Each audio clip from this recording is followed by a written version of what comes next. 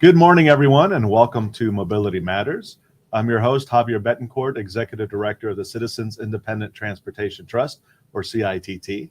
We're an independent agency of Miami-Dade County charged with overseeing your half-penny sales tax for transportation.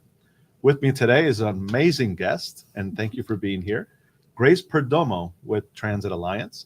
And I'll allow Grace in a minute to speak more about what her organization does. Well, let's just do that now, Grace. There's no sense in waiting. Of course. First of all, welcome to the show. Thank you for taking the time. Thank you, Javier. My pleasure to be here with you this morning for this timely and exciting conversation. Thanks. So thank you for having me. Of course. So tell us about yourself. Sure. And about your organization and what you do. I joined Transit Alliance last year during the spring as their new executive director. I was born and raised in New York and have raised a family here in Miami. I'm an architect and urban designer and city planner by background and training. And over the past 20 plus years of my professional life, I've had the good fortune of really working in the field of what I love and am passionate about, which is city building, city planning.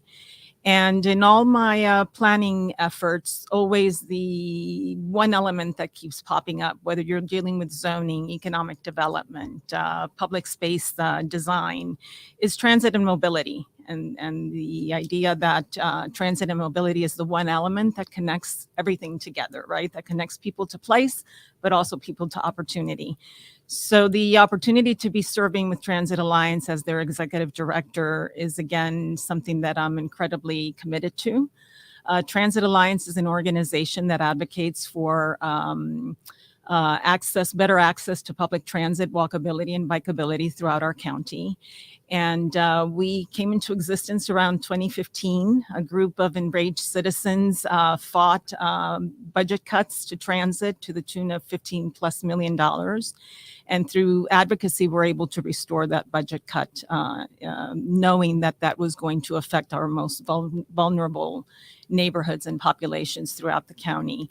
And we're very data-driven. Our process is very much engaged in community process outreach, and all with the goal of affecting planning and policy around transit and mobility. Wonderful. So you mentioned you came from New York, so this is a critical question. Jets, Giants, or Dolphins? Who do you root for? Jets. We're going to have to end this show prematurely. No, just kidding. Yeah. But one thing that I do want to point out is that we are seeing a change. Of course, you mentioned New York, right? The daily commute of our residents throughout a city is really changing the way in which people relate to their cities. And so I think in a place like Miami, we have to get that commuting right? Because it affects everything: work-life balance, health, housing affordability, economic mobility. And that's one of the things that we as an organization are very focused on. No, absolutely. New York, of course, has an amazing transit system, a growing connected bicycle network. So a lot of things we can learn from New York. And if you look at Brickell, it's starting to look like New York. So it's about time our transportation infrastructure catches up, right? Right. So speaking of New York and development, let's talk about the other side of the coin, which is land use. Obviously, transportation and land use are interrelated and interconnected. I know that Transit Alliance recently focused on something called the Rapid Transit Zone and supported that. Do you want to speak to what that is? Yes, absolutely. We led a very exciting campaign leading up to the County Commission vote for the RTZ.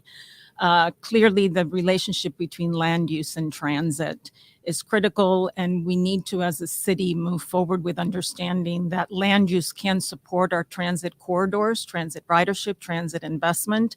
So we rallied behind ensuring that the ordinance was passed. It has been a key critical component of the SMART program.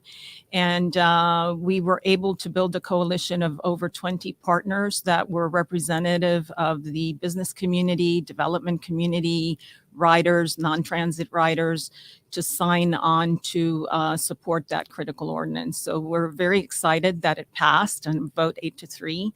And it's a very promising and important tool, again, for ensuring that investments in transit and also that we can increase our ridership along our important critical transit corridors to support the SMART program and other investments and plans. And what do you say to folks, particularly I would say in suburban communities, who are afraid of how the RTZ might change the character of the community?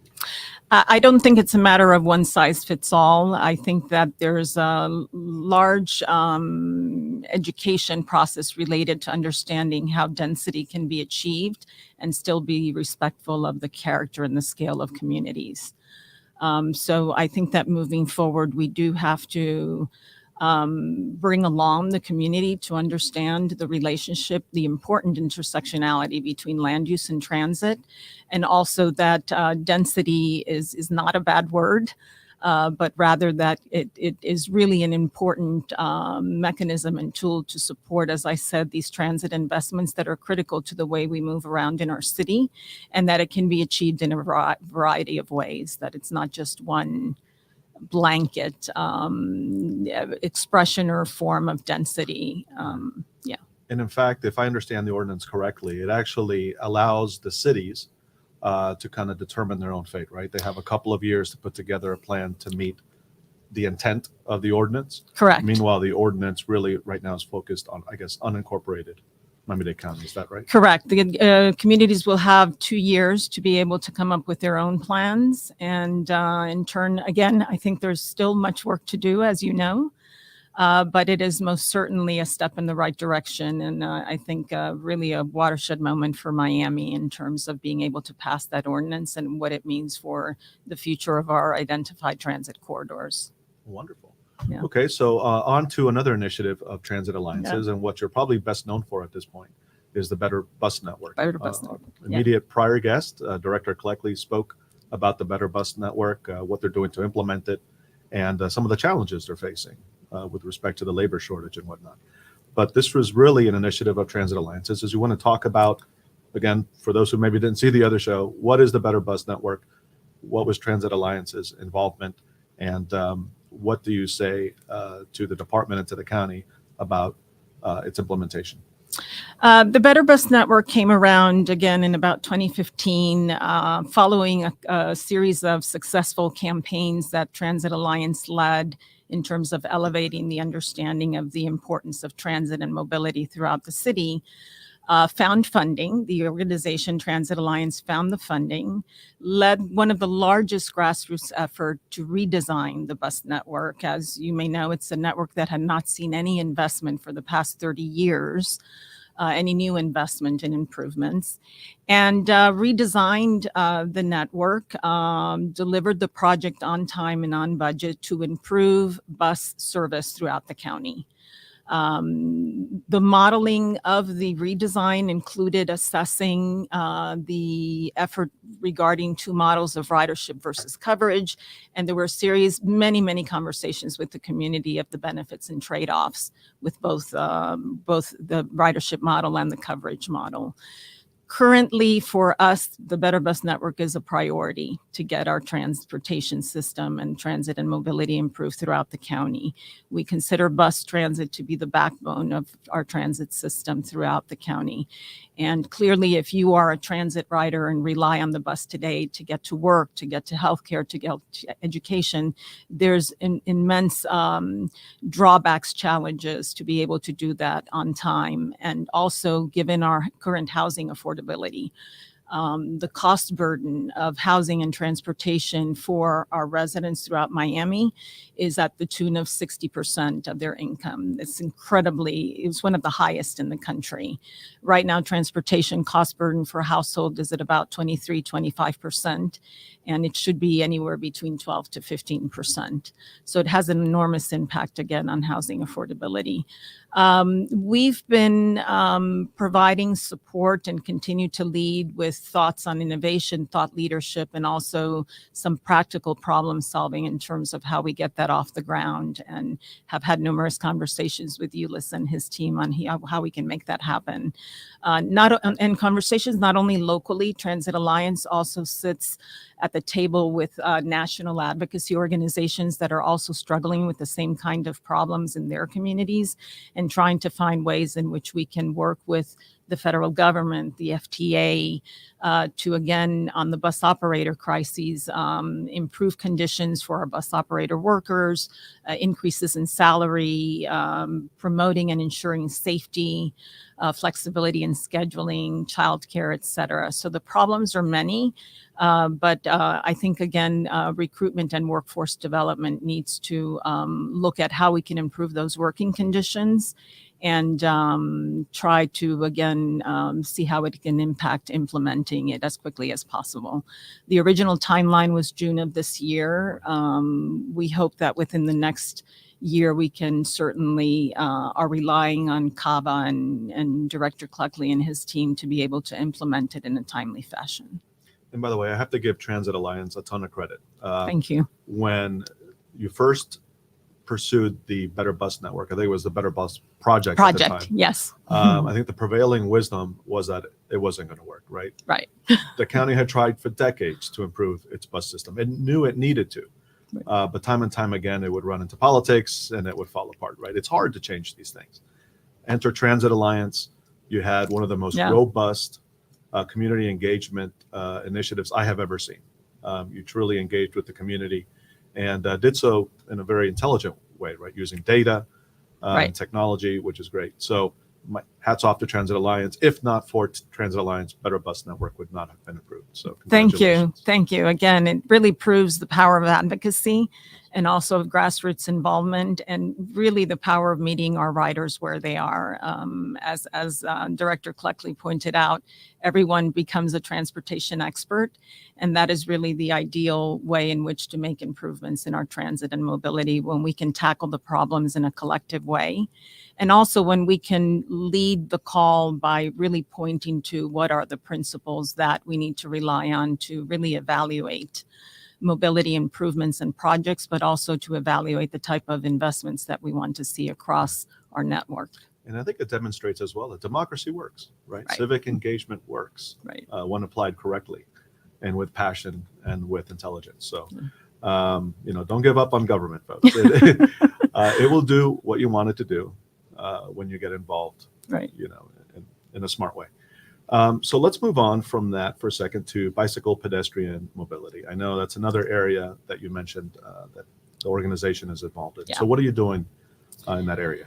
So we've been leading a Build It campaign that we call Build It, Bike It. We are very much focused on understanding that improving transportation, the whole is, of course, greater than the sum of its parts, right? So bicycle and pedestrian mobility safety is essential and critical part of that infrastructure of transit. And we've been advocating for a number of projects throughout the county, including improvements to the downtown mobility network, which part of it has already been implemented, along Venetian Causeway, along Rickenbacker Causeway. We have an interesting and very exciting program called Dade Rides, which we have used over the past few months. We've conducted a series of community rides throughout Dade County. And initially it was to celebrate projects that have been implemented, in essence, celebrating wins. But it has also served to highlight areas in our city which currently do not have any bike safety infrastructure, communities that are currently have just lack of or no infrastructure in place to get, for example, kids to ride their bikes to school, folks out of their cars, access to transit stations, and even to bus stops. So we're very focused on highlighting that over the next series of events that we'll be hosting. Next month, our next bike ride will be in Allapattah. We're partnering with the Allapattah Collaborative to conduct a bike ride in that community. And also as an opportunity to engage the public, to understand the issues related to safety, to Vision Zero, and also to highlight for the county what are some of the needed improvements in that area. So part of that infrastructure, in theory, would also serve micromobility. Yes. And that's been a controversial subject in Miami-Dade County and in many other communities, right? Mm-hmm. Whether it's an electric scooter, electric bike, sometimes there's conflicts between those and pedestrians. I know, for instance, City of Miami, has gone back and forth as to whether to allow those. What are your thoughts on micromobility and how it could be a complementary mode of transportation versus a competing one? We again think that it's all about the integration of mode choice and a variety of mode choices that folks can use to get to where they need to be. We think that micromobility offers another option for people to use to get to, to cover their daily rides to services and to other areas. We are also very much focused on first mile, last mile accessibility to train stations, bus stops, again, in an effort to be able to create a very integrated system of mobility throughout our county and within neighborhoods and cities. Okay. And do you bike yourself? I do. I live in Coral Gables, which is somewhat bike friendly. Yeah. And I also, with the hybrid work model, we're not as reliant on the use of cars. Whenever I have to go to county hearings, I ride Metro Rail service from Douglas Station. So, yeah, we live in a transit friendly, pedestrian friendly community. Wonderful. So you spoke of county meetings. So tonight is the county's budget hearing. Yes. 5:00. Be there if you can. We will be there. And so what are your thoughts on the budget? We are excited to see that the budget is indeed very balanced and focused on continuing the efforts related to transit investments throughout the county. We think there are some additional room for additional funding related to being able to implement a dedicated bus lanes throughout the county. We think that's an important infrastructure component also for the frequency service that will be gained through the Better Bus Network. And it's one of the things that Transit Alliance had identified during the redesign of the bus network.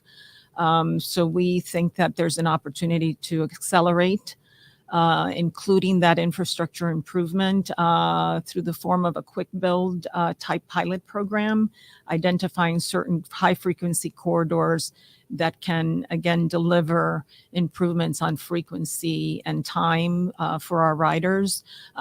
We're very impressed with the gains that cities like Boston and others have made in being able to implement these pilot programs for dedicated bus lanes, and people love them so much that now they want them to be entirely permanent. So Boston is a good model, as well as other cities, and so we've been doing research and analysis and trying to see how we can make those type of improvements coincide with the rollout of the BBN. And dedicated bus lanes, obviously a great thing for transit users, right? You don't get stuck in traffic. You're able to get your destination in a shorter amount of time. But obviously another controversial issue, because those who prefer to drive to work feel like they'll be losing a lane and just making traffic that much worse. So what do you say to that? That's a very charged question, Javier. I apologize. But a good one. Yeah. We know it's about, again. I know you have a good answer. Yeah, that's why. Exactly. Those type of conversations, when we started the Better Bus Network, were difficult conversations to have. But I think that part of it is being able to engage the community, raising awareness and understanding through education. And bringing people along to understand that everything that we do today to build and improve transit and mobility is about building the future of our city and the city that we envision for Miami. So there are going to be undoubtedly trade-offs. But again, we've seen the models work in other cities, and in particular with dedicated bus lanes, again, the benefits that can accrue from being able to implement that type of infrastructure and putting that in place will most likely outweighs the trade-offs and the constraints that can pose. I know it's not an easy conversation or lift to do, but I think that, again, the gains outweigh the constraints, And the presumably, challenges. as you make transit better, more people will choose transit over cars, thereby freeing up space in the lanes that do exist. Absolutely. There a lot of things go along with that, signalization, ensuring safety, but we also, considering that we're building for the future, we also understand that dedicated bus lanes, once they're in place, become the best infrastructure for a future that looks at automated vehicles for buses. So again, we're building today for a future tomorrow that envisions a more interconnected, accessible city throughout and how people move within Miami-Dade County. Okay, so we've talked about buses, we've talked about bike ped, we've talked about rapid transit zones.